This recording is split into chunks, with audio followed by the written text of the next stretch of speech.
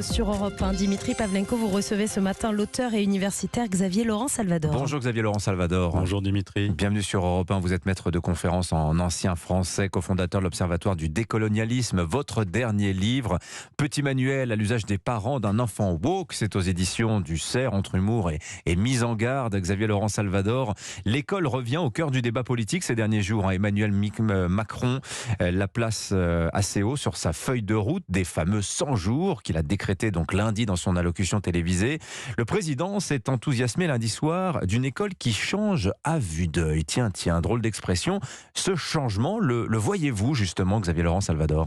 Alors oui, on voit le changement assez régulièrement. Je crois qu'on pourrait parler par exemple des difficultés qu'on a à recruter, des 2500 postes qui risquent de fermer, des difficultés que rencontrent de plus en plus les collègues aujourd'hui face à des publics qui sont en train de changer et pour lesquels on n'a pas forcément de réponse à apporter, je veux dire institutionnellement, administrativement.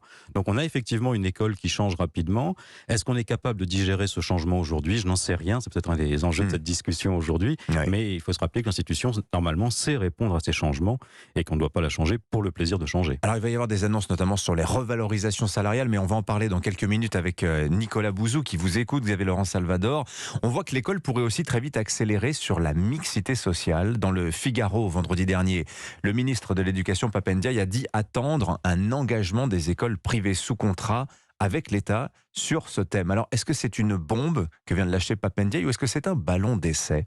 C'est sans doute un ballon d'essai dont on avait déjà vu quand même quelques amorces du temps de Najat Vallaud-Belkacem, je crois en 2014, qui avait déjà posé des jalons sur cette mixité. En fait, c'est une réponse qui devrait être apportée au déséquilibre qu'on voit aujourd'hui se construire entre d'un côté une école publique qui a du mal à remplir ses missions de service public et de l'autre côté une école privée qui devient un refuge pour les publics. Je parle du public des usagers, les élèves, mais je parle aussi des enseignants eux-mêmes. On assiste à une hémorragie permanente de l'enseignement et des profils d'enseignants qui vont du public vers le privé pour différentes raisons. C'est marginal ce mouvement-là ou est-ce qu'on peut parler d'exode ? C'est un exode. Vraiment ? C'est un exode. En tout cas pour le recrutement aujourd'hui, c'est caractéristique. Il y a quelque chose qui se passe qui a à voir avec l'exode. On pourra en parler.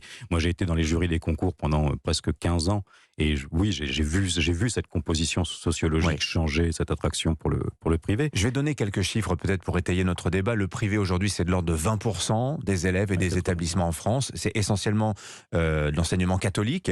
Et alors les indices de position sociale qui sont publiés chaque année par le ministère de l'Éducation nationale montrent qu'en effet, il y a assez peu, 17% d'élèves d'origine sociale défavorisée dans le privé, 40% d'élèves très favorisés. C'est le miroir inversé de ce que l'on voit dans le public aujourd'hui, Xavier Laurent Salvador. Il n'a pas totalement tort, quelque part, non, bien sûr, le ministre. Bien sûr, la réponse à apporter est à trouver aussi dans les raisons pour lesquelles aujourd'hui des gens sont prêts à effectivement payer pour contourner finalement le service public.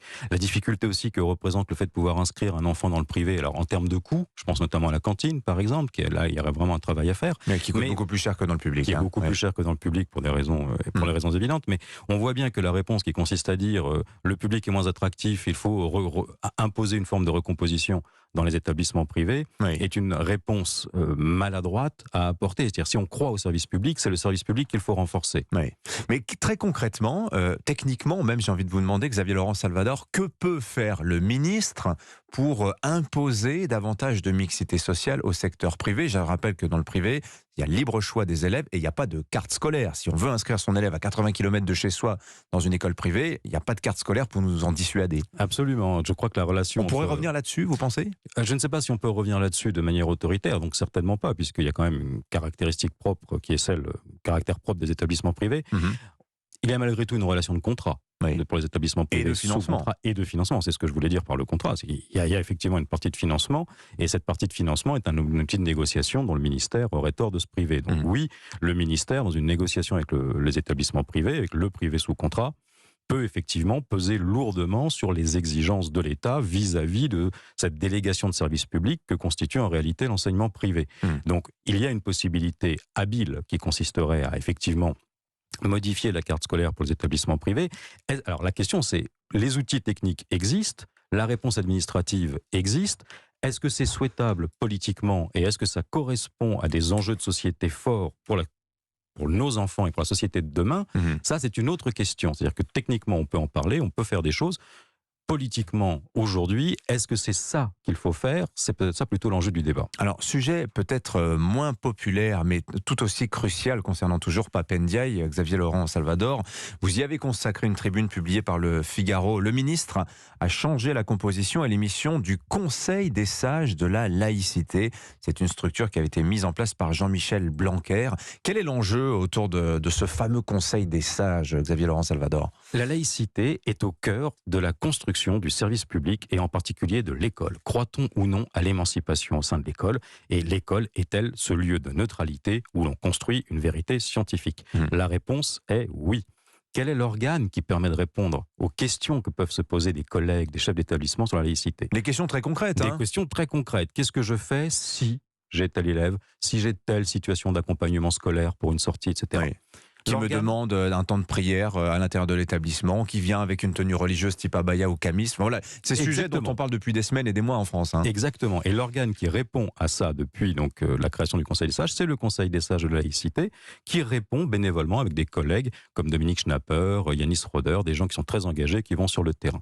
Et là, l'enjeu, ça a été la recomposition des missions du Conseil des sages et une forme de caporalisation qui interdit la relation directe entre les acteurs de terrain et le Conseil des sages. C'est-à-dire qu'un chef d'établissement ne peut plus saisir comme il l'entend le Conseil des sages de la laïcité. Exactement. Aujourd'hui, il faut que ça passe par la saisine du ministre ou éventuellement par le recteur. Alors imagine-t-on un recteur aujourd'hui aller directement saisir son recteur puis son ministre pour savoir si à la cantine tel ou tel problème peut se régler ou non. Donc on coupe le lien entre ce Conseil de la laïcité et les gens qu'il est censé aider finalement. Exactement. Ouais. Et la question est, mais de quoi a-t-on peur sur les questions de laïcité aujourd'hui? Qu'est-ce qu'on avait à craindre de cette liberté de parole de gens comme Dominique Schnapper, comme Alain Sexy, comme Jean-Dominique Chattel?